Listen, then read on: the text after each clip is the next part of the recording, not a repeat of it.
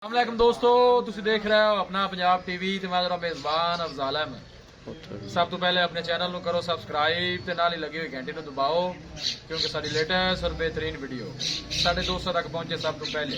लो जी दोस्तों, ऐसे अपना पंजाब टीवी ते माशाल्लाह एक वैट सेल की है। साढ़े बहुत ही अच्छे और प्यारे सब्सक्राइबर ने इमरान भाई पत्तो तू उन्होंने जनाब साढ़े तो वैट परचेज की है। वैट की लदाई कराने लगे। अल्लाह ताला जनाब खैरियत नाल पहुंचाए ते अल्लाह ताला जनाब उन्होंने नसीबा च करे।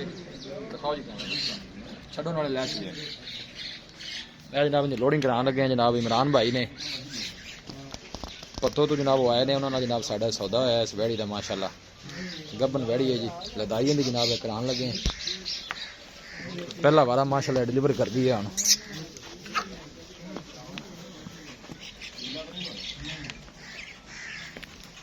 ला चलो भाई।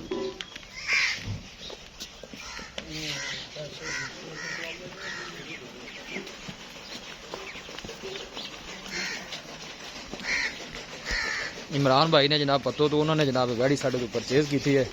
अल्लाह के फजलो करम दे नाल अपना पंजाब टीवी की टीम इस तरह ही जनाब मेहनत करती रहेगी। ध्यान नाल भी काका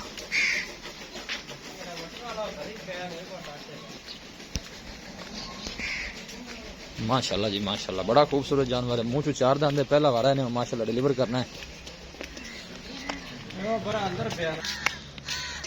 जनाब गड्डी भी आ गई है, जनाब लोडिंग कराने लगे हैं।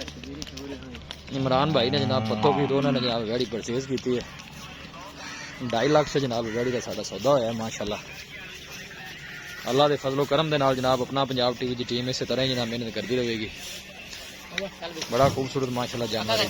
ध्यान नाल भी ध्यान नाल जनाब लोडिंग इन्नी कराने लगे हैं जी।